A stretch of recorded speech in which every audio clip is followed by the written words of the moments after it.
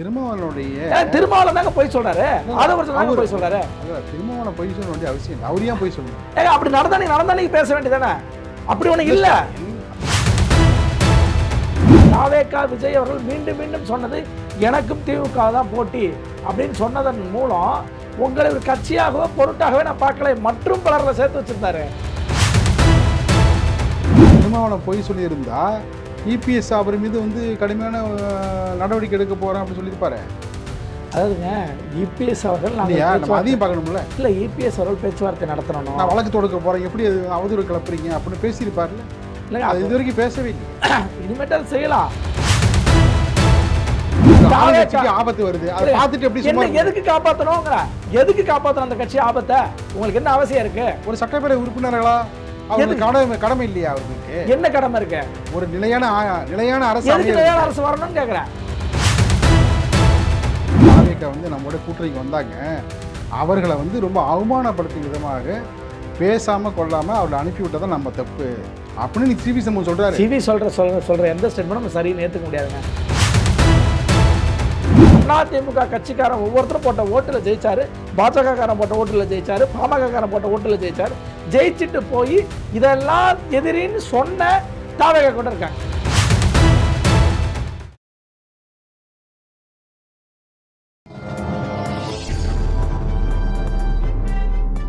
பத்திரிகை.com நேயர்களுக்கு இனிய வணக்கம். அதிமுகவில் ஏற்பட்டுள்ள பல்வேறு அதிரடி திருப்பங்கள், குழப்பங்கள், அடுத்த கட்ட நிலைகள் குறித்து விரிவாக பேசுவதற்கு இணைந்திருக்கிறார் செங்கல்பட்டு மேற்கு மாவட்டத்தினுடைய வழக்கறிஞர் பிரிவினுடைய துணைத் தலைவர், அரசியல் விமர்சகர் திரு ராஜா ஸ்டாலின் அவர்கள். வணக்கம் ராஜா ஸ்டாலின். வணக்கம். இப்போ நீங்கள் எடப்பாடி தலைமையிலான அணியில் தொடர்ந்து பயணிக்கிறீங்க இல்லையா? எடப்பாடி தலைமையில் இல்லை, கட்சி அதிமுகவில் இருக்கணும். அதிமுக எடப்பாடி கிட்ட இருக்கு. அவர்கிட்ட தான் இப்போ கட்சி இருக்கா? ஆமாம். இப்போ சிபிஎஸ்சி எஸ்பி வேலுமணி தலைமையில் அவங்க பார்த்தீங்கன்னா 25 எம்எல்ஏ வச்சுருக்காங்களா, அவங்க என்ன சொல்கிறீங்க? அது ஒரு போட்டி அணியாக தான் இருக்குது. மற்ற எப்படி வந்து நீங்கள் ஷிகண்டே உத்தவ் தாக்கரே இதில் ஆச்சோ பம்பாயில், அது போல தான் அதிகாரம் என்பது இபிஎஸ் அவர்கள் தலைமையில் தான். அதனால் நாளைக்கு அவர்கள் வந்து இப்பயே வந்து தாவேக்காக்கு ஆதரவு தெரிவிச்சலாம் சட்டமன்றத்தில். அவர்கள் மீதான கட்சி நீக்க நடவடிக்கை நடந்துருச்சு, பதவி பறிப்பு நடவடிக்கை நடக்கும். 25 எம்எல்ஏக்களை வந்து அவங்க பக்கம் இருக்கிறாங்க, 22 எம்எல்ஏ தான் நீங்கள் வச்சுருக்கீங்க. சட்டமன்றத்தில் யார் வலுவாக இருக்கா? சட்டமன்றம் இல்லைங்க, கட்சி தலைமை என்ன சொல்லுதோ அதுக்கு தான் கட்டுப்பட்டு நடக்கணும். இதுதான் ஏற்கனவே நம்ம மகாராஷ்டிரா விஷயத்தில், உத்தவ் தாக்கரே விஷயத்தில் அதான் நடந்துச்சு. அவர்கிட்ட தான் அன்னைக்கு வந்து கம்மியாக தான் இருந்தாங்க, 32 பேர் செகண்ட் விட்ட இருந்தாங்க. அப்படிங்கும்போது இவரை கட்சி தலைமையாக உத்தவ் தாக்கரே சொல்கிற முடிவு தான் சரின்னு சொன்னாங்க. அதுபோல தான் ஏன்னா சுப்ரீம் கோர்ட் வரைக்கும் போயிட்டு வந்த வழக்கு, அது முன்னுதாரணமே இருக்குது. ஆக இபிஎஸ் அவர்களுடைய தலைமை தான், அந்த தலைமை என்ன சொல்லுதோ அதுக்கு கட்டுப்பட்டு தான் இந்த 25 எம்எல்ஏக்களும் நடக்கணும். சிவி சண்முகம், எஸ்பி வேலுமணி தலைமையிலான அணி அப்படி தான் நடக்கணும். அப்படி நடக்காமல் இருந்தால் அவர்கள் மீது எம்எல்ஏ பதவி உட்பட பறிக்கப்படும். அதாவது அவர்கள் மீது நீங்கள் நடவடிக்கை எடுத்தும் கூட இன்றைக்கி என்ன சொல்கிறாரு சிவி சண்முகம் அவர்கள், அதாவது இப்போ கூட நாங்கள் தயார், இப்போ கூட வந்து பொதுக்குழுவில் என்ன முடிவு எடுக்கிறீங்களா பொதுக்குழுவை கூட்டுங்க அப்படின்னு சொல்கிறார். இப்போ கூட பார்த்தீங்கன்னா தொடர்ந்து 10 தோல்விக்கு மேலே ஏற்பட்டும், அதாவது வந்து பல்வேறு விதமான என்னை பற்றி, என்னுடைய உறவுகளை பற்றி நீங்கள் பேசியிருந்தும் கூட பொதுக்குழு கூட்டுங்க, அதுக்கு நாங்கள் தயாராக இருக்கிறோம், அங்கே என்ன முடிவு எடுக்கிறீங்களோ கட்டுப்படுறோன்னு சொல்கிறாரு. யார்? சிவி சண்முகம். இல்லை கூட்டுவாங்க. இல்லை அப்படி இருக்கிறப்ப பார்த்தீங்கன்னா நீங்கள் வந்து என்ன பண்ணுறீங்க, உடனடியாக பொதுக்குழுவை கூட்ட வேண்டிய அவசியம் இப்பொழுது இல்லை என்று, அதாவது இன்று நடந்த மாவட்ட செயலர் கூட்டத்தில் தீர்மானிக்கப்பட்டதாக, ஒருமித்த கருத்துடன் முடிவெடுக்கப்பட்டதாக முன்னாள் அமைச்சர் பி.வி. ராமனா சொல்கிறாரு. பி.வி. ராமனுடைய குரல் வந்து எடப்பாடி பழனிசாமியோட குரல் இல்லையா? இல்லை திட்டவட்டமாக அவர் தான் சொல்கிறார். அதாவது வந்து பொதுக்குழு, அதாவது வந்து பார்த்திங்கன்னா அதிமுகவுடைய பொதுக்குழுவை கூட்ட வேண்டிய அவசியம் இல்லை என்பதற்கான தோணியில் பி.வி. ரமணா மூலமாக செய்தியை அந்த அணிக்கு வந்து சொல்லிவிட்டார் எடப்பாடி. இது வந்து எப்படி ஏற்றுக்கொள்ளப்படும்? இப்போ அவங்க என்ன கேட்குறாங்கன்னா, நான் அதாவது பார்த்தீங்கன்னா உடனடியாக என்ன இக்கட்டான நெருக்கடி எல்லாருக்குமே, அவரோட நோக்கம் என்ன? இப்போ உங்களுடைய நோக்கம் என்ன? அமைச்சராவது மக்களுக்கு சேவை செய்வதுன்னு அவர்களுக்கு கதை சொல்லுவாங்க. கதை இல்லைங்க, அவங்க வந்து என்ன சொல்கிறாங்கன்னா தெல்ல தெளிவாக என்ன, அதாவது திமுகவை வீழ்த்துவதற்கான வேலைகளை அதிமுகவும் எடுத்தது, அதே போல் வந்து தாவேக மேற்கொண்டது. அதன் அடிப்படையில் தான் நாங்கள் வந்து தாவேக்காவுக்கு வந்து வாக்களித்தோம். தாவேக்கா அரசுக்கு நிலையான ஆதரவை தர வேண்டியது நம்முடைய கடமை. அவங்களுக்கு வந்து பெரும்பான்மை இல்லை. அறுதி பெரும்பான்மையை நாங்கள் ஏற்படுத்தியிருக்கிறோம். இந்த அர்த்தத்தில் தான் வந்து சிவி சண்முகமும் எஸ்பி வேலுமணியும் சொல்கிறாங்க. அப்படி இருக்கிற பட்சத்தில் நீங்கள் வந்து அவர்களுக்கு வந்து ஏன் வந்து இடைஞ்சல் மேலே இடைஞ்சலை வந்து நீங்கள் அதிகரிக்கிறீங்க? ஒரு அரசுக்கு நிலையான அரசுக்கு ஆதரவளிப்பு தவறா? அதாவதுங்க, மாவட்ட செயலர்கள் கூட்டம் நடந்துச்சு. அதில் 82 மாவட்ட செயலர்கள் 81 பேர் கலந்துக்கிட்டாங்க. அந்த கூட்டத்தில் ஒருமித்த கருத்தோடு முடிவெடுக்கப்பட்டது. பொதுக்குழு கூட்ட மாட்டாங்கன்னு இல்லை, பொதுக்குழு இப்போ உடனடியாக கூட்ட வேண்டிய அவசியம் இல்லைன்னு தான் சொல்லியிருக்காங்க. பொதுக்குழுவே கூட்ட மாட்டோம் அப்படிங்கிற கருத்து எல்லாம் சொல்லலை. பொதுக்குழுவை தற்போது கூட்ட வேண்டிய அவசியம் இல்லை அப்படிங்கிறது தான். அவர் என்ன சொல்கிறாரு, இந்த நேரத்தில் எல்லாம் உடனடியாக வந்து ஒற்றுமையாக செயல்படுவதற்கு ஒரே வழி பொதுக்குழு. அந்த பொதுக்குழுங்கிற வந்து பாச ஆயுதம். பொதுக்குழு என்பது அவர் பாச ஆயுதமாக வந்து பயன்படுத்துங்கிறார். எங்கள் மீது எந்த வித பாசமும் நீங்கள் வந்து இது வரைக்கும் காட்டல. பொதுக்குழுவை கூட்டுங்க. பொதுக்குழுவில் வந்து எல்லாம் இப்போ ஒன்று முகத்து முகதான் கண்ணாடி, அந்த அடிப்படையில் இல்லை. நான் என்ன சொல்கிறேன், பொதுக்குழு அவர்கள் கூட்ட வேண்டிய அவசியம் இல்லைன்னு சொல்லிட்டாங்க கட்சி நிலைப்பாடு. அடுத்தது, கட்சியில் இதுக்கு முன்னாடி இந்த மாதிரி தோல்விகள் வந்தது இல்லையானா, 96ல் நம்ம வந்து 4 சீட்டு தான் ஜெயித்தோம். திமுகவும் 91ல் 2 சீட்டு ஜெயிச்சு 96 ஆட்சியை பிடிச்சாங்க. 96ல் 4 சீட்டு பிடிச்ச அதிமுக 98லே பார்லிமெண்ட் எலெக்ஷனில் 30 சீட்டு வெற்றி பெற்றாங்க அந்த அணி. அப்போ அதே போல் 2001ல் ஆட்சி மாற்றமே வந்துச்சு, அதிமுக ஆட்சியே வந்துச்சு. ஆக வெற்றி தோல்வி என்பது அரசியலில் மாறி மாறி வருங்க. ஆனால் அதற்காக நாங்கள் கட்சி மாறுவோம், கூட்டணிக்கு போவோம், தாவேக்கா ஆதரிப்போம். நீங்கள் எப்படி வந்து திமுக உங்களுக்கு எதிரி, அதுபோல் தாவேக்கா எனக்கு எதிரி. தாவேக்கா விஜய் அவர்கள் மீண்டும் மீண்டும் சொன்னது எனக்கும் திமுக தான் போட்டி அப்படின்னு சொன்னதன் மூலம் உங்களை ஒரு கட்சியாகவோ பொருட்டாகவே நான் பார்க்கல. மற்றும் பலரில் சேர்த்து வச்சுருந்தாரு. அந்த மற்றும் பலரில் இருந்த போய் நீங்கள் போய் ஆதரிச்சுப்பீங்க, கூட்டணியில் ஆதரிப்பு சொல்லுவீங்க, தாவேக்கா ஆட்சி வந்து நிலையான ஆட்சி வேணும்னு சொல்லுவீங்க அப்படின்னா ஒரே கேள்விங்க. இன்றைக்கி தாவேக்கா அதை ஏற்றுக்கிட்டது தப்பு தான். எந்த அடிப்படையில் சொல்கிறேன்னா, பாஜக உடைய ஆட்சி வந்துடக்கூடாது, பாஜகவுடைய இதாக கவர்னர் ஆட்சி வந்துடக்கூடாது அப்படின்லாம் சொல்லிட்டு பாஜக ஆதரவு, அதாவது பாஜகவுடைய கட்சியினர், ஆர்எஸ்எஸ்காரர்கள் போட்ட வாக்கு எஸ்பி வேலுமணிக்கு இருக்கா இல்லையா, சிவி சண்முகத்துக்கு இருக்கா இல்லையா, விஜயபாஸ்கருக்கு இருக்கா இல்லையா, அந்த தொகுதியில் ஆர்எஸ்எஸ்காரர்களும் பாஜகக்காரர்களும் அவர் வாக்களித்தார்களா இல்லையா? அப்போ அந்த வாக்கில் ஜெயிச்சாரா இல்லையா? அப்போ அந்த ஆர்எஸ்எஸும் பாஜகவும் வாங்கி போட்ட வாக்கை வாங்கி கொண்டு போய் இன்னைக்கு தாவேக்காக்கு ஆதரிக்கிறாங்க. அப்படிதான் நிலைமை. நீங்கள் பாஜக வாக்கு மட்டும் தான் வாங்கினீங்களா? பாமக வாக்குகளை வந்து இல்லை சொல்கிறேன். இல்லை இன்னைக்கு பாமக இங்கே தான் இபிஎஸ் கிட்ட தான் இருக்கிறாங்க. அதனால் அது பிரச்சனை. நான் என்ன சொல்கிறேன், நீங்கள் 47 இடங்களை வந்து ஜெயிச்சது காரணம் யார்? இல்லைங்க, பட்டாளி மக்கள் கட்சி முக்கிய காரணம். வட தமிழ்நாட்டில் ஜெயிச்சிருக்காங்க.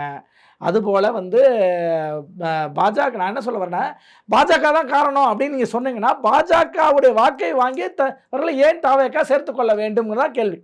அதான் நான் சொல்கிற பதில். என்ன அப்போ நீங்கள் திமுக எப்படி எதிரியோ அது போல தானே தாவேக்காவும் எதிரி. அப்படி தானே கையாளணும். எஸ்பி வேலுமணி அப்படி தானே பார்க்கணும், விஜயபாஸ்கர் அப்படி தானே பார்க்கணும். ஏன் அவர்கள் இப்படி பார்க்கலங்கிறேன். ஆக இந்த இடத்துல அவர்களுக்கு வந்து பதவி சுகத்தை தவிர வேறு ஒன்றும் இல்லைங்க. அவர்கள் இப்போ அதிகாரத்தில் வரணும்.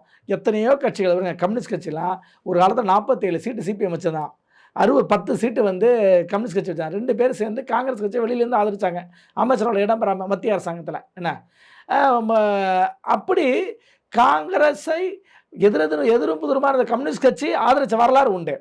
தமிழ்நாட்டில் முதல் பொது தேர்தலே பார்த்தீங்கன்னா யாருக்குமே பெரும்பான்மை இல்லை. ஆமாம், இதே போல நிலைமை தான். இதே போல நிலைமை அன்னைக்கு மாணிக்கவேல் நாயக்கர் ஆதரிச்சாரு. ராமசாமி படையச்சருடைய முடிவுக்காக அனைத்து கட்சிகளும் காத்துட்டு இருந்துச்சு. ராமசாமி படையச்சர் உடனே ஆதரிக்கல. 2 ஆண்டுகள் கடத்து 54 ஆதரிச்சாரு, 52 மாணிக்கவேல் ஆதரிச்சாரு. அதனால தான் இந்தியா முழுக்க வந்து காங்கிரஸ் கட்சி ஆட்சிக்கு வந்தாலும் தமிழ்நாட்டில் மட்டும் ஆட்சிக்கு வர முடியல. இப்போ என்ன விஜய்க்கு இருக்கிற இது, அதை விட ஏறத்தாழ ஒரு மாதத்தில் கட்சி தொடங்கி வெற்றி பெற்று காட்டினார் எஸ் ராமசாமி படையாச்சார். ஏறத்தாழ 18 சட்டமன்ற தொகுதியிலும் 4 பாராளுமன்ற தொகுதி வெற்றி பெற்றார். அதற்கு அடுத்து மாணிக்கவேல் நாயக்கர் 9 வெற்றி பெற்றார். பசுமன் முத்துராமலிங்கத்தில் 4 சட்டமன்ற தொகுதியும் ஒரு எம்பி தொகுதி வெற்றி பெற்றார். அப்போ எல்லாமே ஒரு மாதத்தில் கட்சி தொடங்கியவர்கள். இவராவது 2 வருஷம், விஜய் அவர்கள் 2 ஆண்டு. ஆனால் ஒரு மாதம் தொடங்கி கட்சியை வெற்றி பெற்று காட்டாங்க. அன்னைக்கு இந்தியா முழுவதும் பார்த்தீங்கன்னா பெரிய வெற்றி. இங்கே வந்து தமிழ்நாட்டில் ஆட்சி அமைக்க முடியும். தமிழ்நாட்டில் ராமசாமி படையச்சர் சுருட்டுறாரு. ஆமா இல்லையா? சுட்டுறாரு. ஆமா, இதெல்லாம் ஒரு வரலாறு. அந்த வரலாறுலாம் எல்லாருக்கும் வந்து இன்றைக்கு இளைய தலைமுறைக்கு தெரியாது. ஆமா, இன்னைக்கு இளைய தலைமுறை பார்த்தீங்கன்னா முழுக்க அவங்க வந்து ரீல்ஸ் மோகத்தில் தான். அவங்க இப்போ 2000ல் என்ன நடந்துச்சுனாலே புரியாது அவங்களுக்கு. ரீல்ஸ் மோகம். அதான் ரீல்ஸ் ஐம்பது நம்ம சொல்றது வந்து ரியல் ஹீரோவை பத்தி பேசிட்டு இருக்கோம் ஆமாம். இல்லைங்களா? அது அந்த ஏன்னா காலகட்டம். இன்றைக்கு உதயசூரியன் சின்னம் என்பது எஸ்.எஸ். ராமசாமி படையாச்சியுடைய உழைப்பாளர் கட்சியுடைய சின்னம். அந்த சின்னத்தை தான் கோவிந்தசாமி படையாச்சி அவர்கள் வச்சிருந்தாரு. இவர்கள் காங்கிரஸில் 54 ஐக்கியமான உடனே இவர் அந்த சின்னத்தை இவர் பயன்படுத்தினார். அதே காணை ஊராட்சி ஒன்ற தேர்தலில் சேர்மனுக்கு நிற்கிறப்ப அப்போ வந்து இவர் பயன்படுத்தியிருந்தார். யார்? கோவிந்தசாமி படையாச்சார் ஆமா, பயன்படுத்தியிருந்தார். அந்த சின்னத்தை தான் வந்து அண்ணா கேட்குறார். ஆமாம். இதெல்லாம் வந்து கடந்த கால வரலாறு எல்லாருக்குமே ஆமா. தெரியும். இப்போ நடப்பு அரசியலுக்கு வருவோம். ஆமாம்.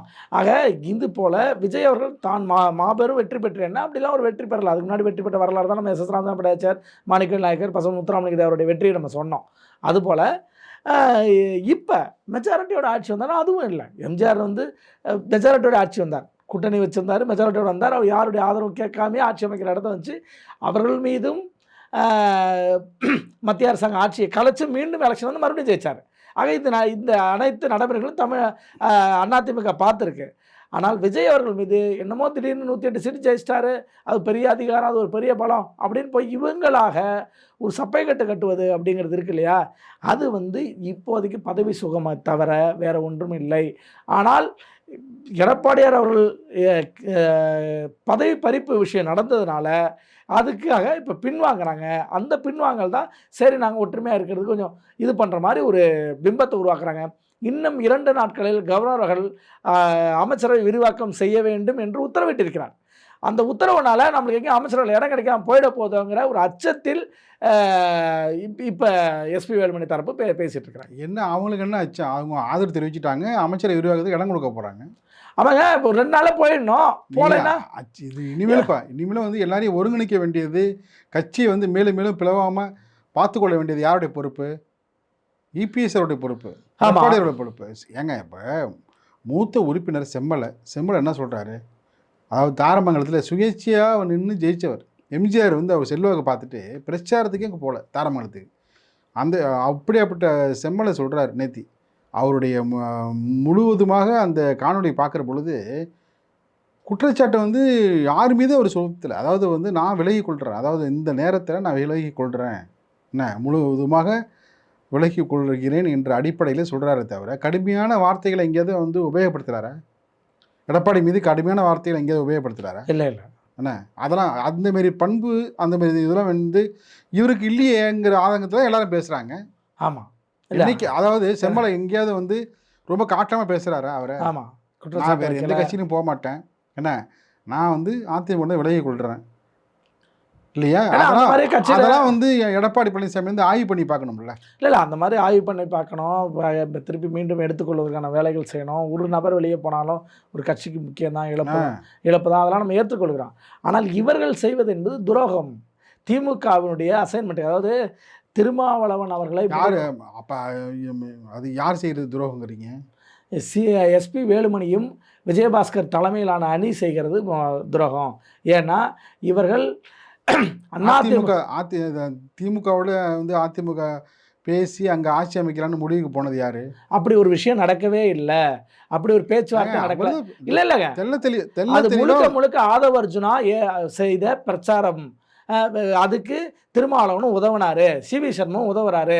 உண்மையிலேயே அப்படி ஒன்று நடக்கவே இல்லை.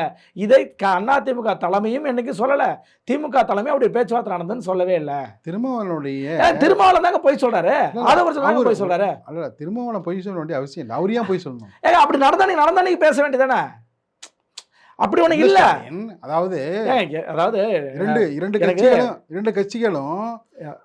இரண்டு கட்சிகளுடைய முக்கியமான புள்ளிகளை வந்து பேசுனதை என்ன வெளிச்சம் போட்டு காட்டுறாரு யாரு? திருமாவளவன். இல்லைங்க, அப்போ என்னைக்குமே தமிழ் அரசியலில் திருமாவளவன் அவர்கள் சொல்கிற நிறையா விஷயங்கள் உண்மைக்கு புறம்பாக இருக்கும்.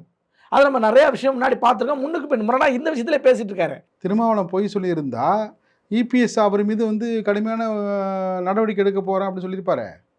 அதாவதுங்க, இபிஎஸ் அவர்கள் அதையும் பார்க்கணும்ல. இல்லை, இபிஎஸ் அவர்கள் பேச்சுவார்த்தை நடத்தணும், நான் வழக்கு தொடுக்க போகிறேன், எப்படி அது அவதூறு கிளப்புறீங்க அப்படின்னு பேசியிருப்பார்ல. இல்லைங்க, அது இது வரைக்கும் பேசவே இல்லையே. இனிமேட்டு அது செய்யலாம். ஆனால் அப்படி ஒன்று நடைமுறை நடக்கலை. கட்சி நடந்துதான் நாங்கள் சொல்லவே இல்லை. கட்சி வந்து அதிமுக கட்சியும் அல்ல திமுக கட்சியோ உதயநிதி ஸ்டாலின் போன்றோ இவர் முன்னாள் முதல்வர் ஸ்டாலின் அவர்களோ யாராவது நாங்கள் பேச்சுவார்த்தை நடத்தணும்னு சொன்னாங்களா? அல்லது துரைமுருகன் போன்ற ஆர்எஸ் பாரதி போன்றவர்களாவது சொன்னாங்களா? இல்லை.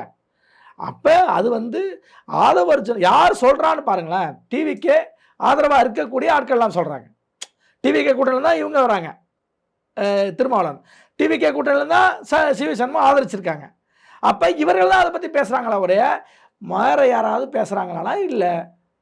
அப்போ அது பொய்ங்கிறதா நிரூபிக்கப்பட்ட உண்மையாக இருக்குது. அரசியல் அரங்கத்தில் என்ன ஒவ்வொரு நிகழ்வும் வந்து காரணம் இல்லாமல் வந்து வெளிப்படாது இல்லைங்களா? அரசியலில் வந்து பார்த்திங்கன்னா எந்த கட்சியாக இருக்கட்டுமே ஒவ்வொரு செயல்பாட்டுக்கு பின்னாடியும் ஒரு வலுவான காரணம் இருக்கும். அந்த காரணங்கள் இல்லாமல் என்ன ஒவ்வொரு அரசியல் தலைவரும் சரி ஒவ்வொரு அரசியல் கட்சியும் ஈடுபடாது, அது முன்னெடுக்காது. இப்போ நீங்கள் உங்கள் அணியில் வந்து நீங்கள் எடுத்திருக்கிற நிலைப்பாடு என்பது நீங்கள் வந்து எதிர்காலத்தை கருத்தில் கொண்டு நீங்கள் எடுக்க வேண்டிய விஷயங்கள், அவங்களுக்கு உள்ள நெருக்கடிகள், யாரும் நம்மளை கைச்சை விட்டு போயிடக்கூடாது என்பதில் வந்து நீங்கள் தீவிரமாக இருந்து இன்னும் கூடுதலாக செயல்படணும். ஆனால் வந்து உங்களுடைய செயல்பாடு இன்னும் அதிகமாக இல்லை.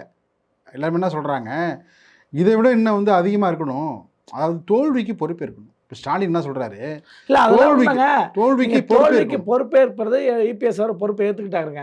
அவர் வந்து இப்போ ஸ்டாலினை போல் ஏன் வெளிப்படையாக பேச முடியலன்னா, இந்த 25 பேர் வெளியே ஒன்றும் இல்லைங்க. நான் ஒரு உதாரணம் சொல்கிறேங்க. சங்கராபுரத்தில் ராகேஷ்னு ஒருத்தர் இப்போ எம்எல்ஏ ஆக்கியிருக்கேன். 38 வயசான இளைஞர். அவருக்கு சீட்டு கொடுத்த யார்?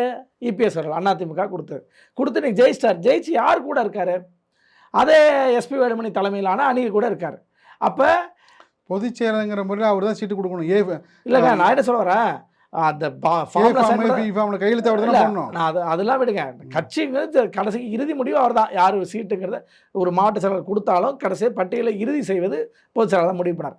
அப்போ இப்படி வாய்ப்பு கொடுத்தவர்களை இன்றைக்கி அவர் வெளியே போயிருக்காரு. அதே மாதிரி முதல்ல நான் சட்டமன்றத்துக்குள்ளே போகிறேன் அப்படின்னு சொன்ன பண்ருட்டி மோகன் அவர்கள் யார் கூட இருக்காரு? சிவி சண்முகம் அவர்கள் எஸ்பி வேலுமணி தலைமையிலான குழுவில் இருக்காங்க. அப்போ என்ன சொல்ல வரேன்னா, புதியவர்களுக்கு வாய்ப்பு கொடுத்தவர்கள் கூட என்ன பண்ணியிருக்காங்க?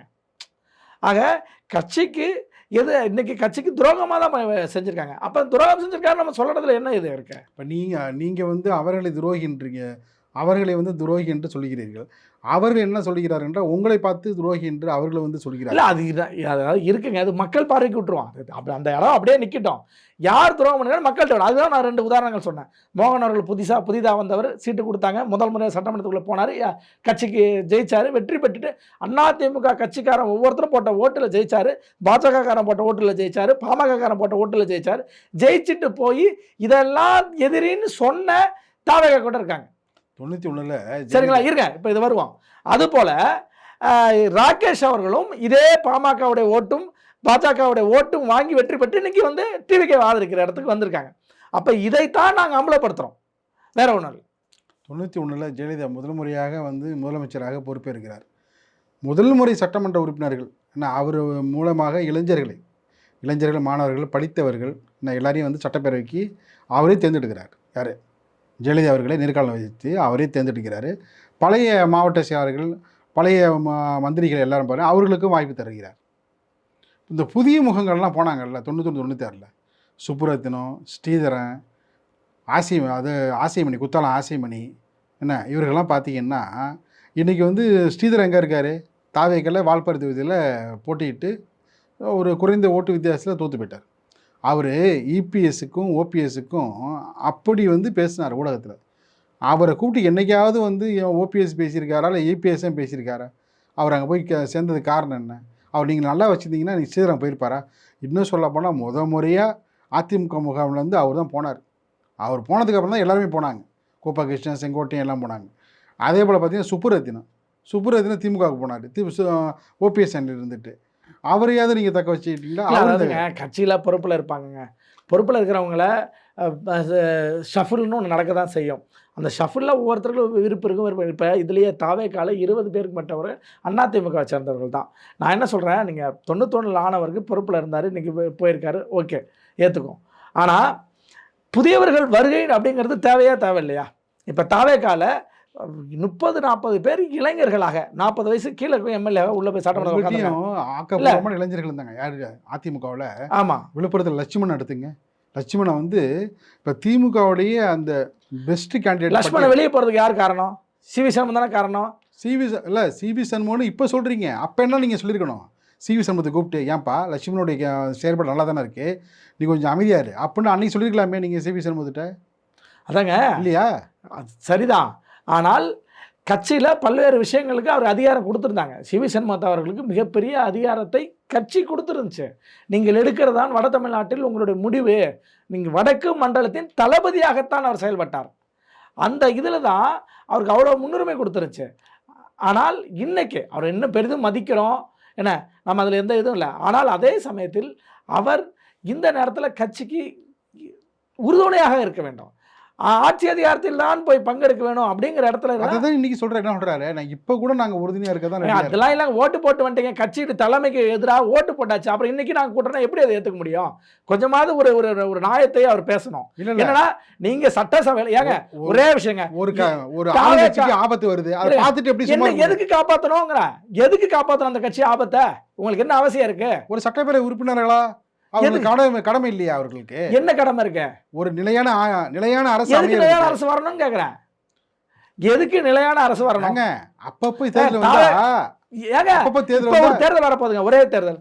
திருச்சி கிழக்குல தேர்தல் வரப்போதா இல்லையா? ஆமா. ஒரு சட்டமன்ற தொகுதியில் வந்தானா 234 தொகுதியில் வந்தானே, அதை அவங்க உருவாக்கலையா? விஜய் அவர்கள் திருச்சி கிழக்கில் ராஜினாமா செய்ததால் அந்த தொகுதியில் தேர்தல் வரப்போகுது. அப்போ 234 தொகுதியில் வந்தாதான் செலவு, ஒரு தொகுதியில் பண்ணால் செலவு இல்லையா? சில கோடிகள் பண்ணால் செலவு இல்லையா? அது தேர்தல் ஆணையத்துக்கு நட்டம் கிடையாதா? மக்களுடைய வரிப்பணம் கிடையாதா? எல்லாம் உண்டு தான். அவரவர்கள் தேவைக்கேற்றவாறு சுயநலமாக இதை சொல்லிக்கிறாங்க. ஆனால் திருச்சி கிழக்கில் நடக்க போகிறது ஜனநாயக முறைப்படியில் அது தேர்ந்தெடுத்து தான் ஆகணும் இன்னொரு உறுப்பினர்களை. ஏன்னா வச்சுக்கல, அது தார்மீக அடிப்படையில் அவர் ராஜினாமா பண்ணார்னா அங்கே புதிய உறுப்பினர்களை தேர்ந்தெடுக்க வேண்டியது அந்த தொகுதி மக்களுடைய கடமை இல்லைங்களா? தேர்தல் ஆணையத்துடைய கூடுதல் பணியும் கூடாது.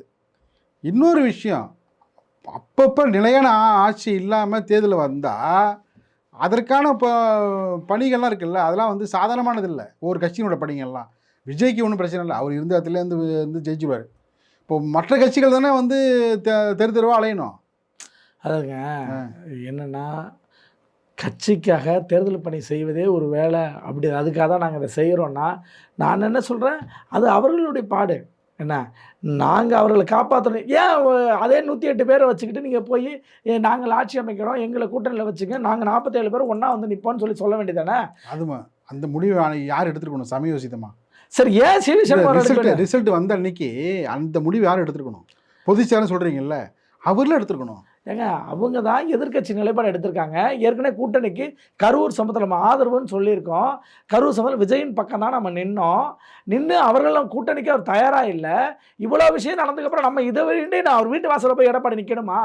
அதாவது நீ சொல்கிற என்ன சொல்கிறாரு, தாவேக்கா நம்மளோட கூட்டணிக்கு வந்தாங்க, அவர்களை ரொம்ப அவமானப்படுத்தும் விதமாக பேசாமல் கொள்ளாமல் அவர்களை அனுப்பிவிட்டால் தான் நம்ம தப்பு அப்படின்னு சிவி சண்முகம் சொல்றாரு. சிவி சொல்ற எந்த ஸ்டேட்மெண்ட் நம்ம சரின்னு ஏத்துக்க முடியாதுங்க.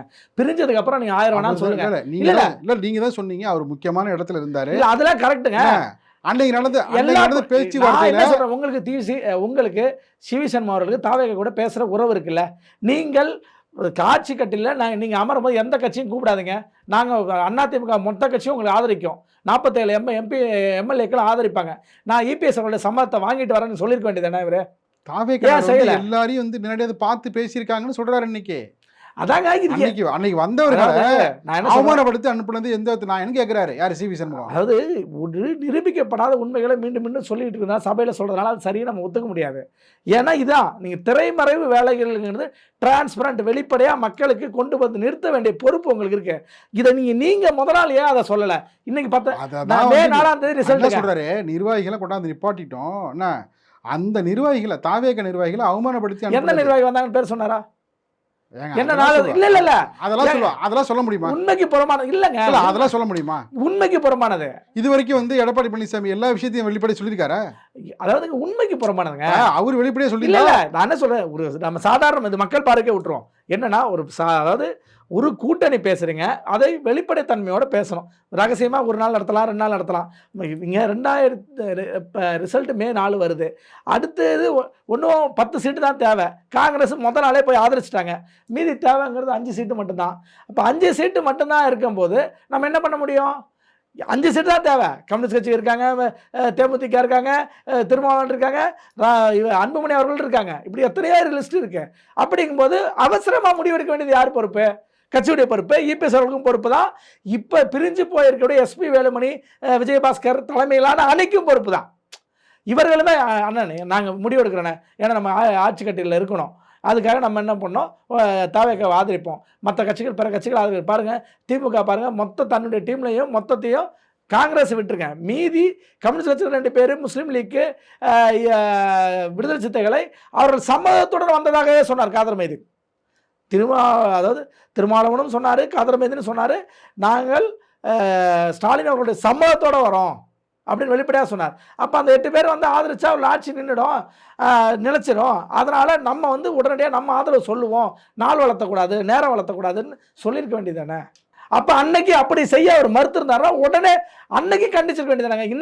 இன்னைக்கு எல்லாத்தையும் முடிச்சிட்டிங்க, இதுக்கப்புறம் கண்டிச்சு அது ஆட்சி இருக்க போகுதுன்னு சட்டமன்றத்தில் ஆதரிச்சாச்சு. இதுக்கப்புறம் மீண்டும் ஒரு வாக்கெடுப்பு எப்போ வருமோ, ஒரு வேளை நாளைக்கு பிரச்சனை, போதுமான ஆதரவு இல்லைன்னு மறுபடியும் ஒரு வாக்கெடுப்பு, நம்பிக்கையில்லா தீர்மானத்தை கொண்டு வந்து அந்த தீர்மானத்தின் அடிப்படையில் வாக்கெடுப்பு நடந்து அப்போ சொல்லணும், ஓகேவா. ஆனால் இதற்கு முன்னாடியே இபிஎஸ் அவர்களை செய்ய சொல்லி வற்புறுத்திருக்க வேண்டியதானே. செய்யலைன்னா செய்யுங்கன்னு சொல்லி மக்கள் மத்தியில் வச்சிருக்க வேண்டியதானே அந்த கருத்தை. எல்லாமே நீங்கள் முடிச்சுட்டு சொல்கிறதுனா அந்த கருத்தில் உண்மையில் இருப்பதாக நான் நம்பவில்லை. தொடர்ந்து பேசுவோம். நிகழ்ச்சியில் பங்கேற்ற பலர் கருத்துக்கள் தெரிவித்தமைக்கு நெஞ்சார்ந்த நன்றி. மிக்க நன்றி.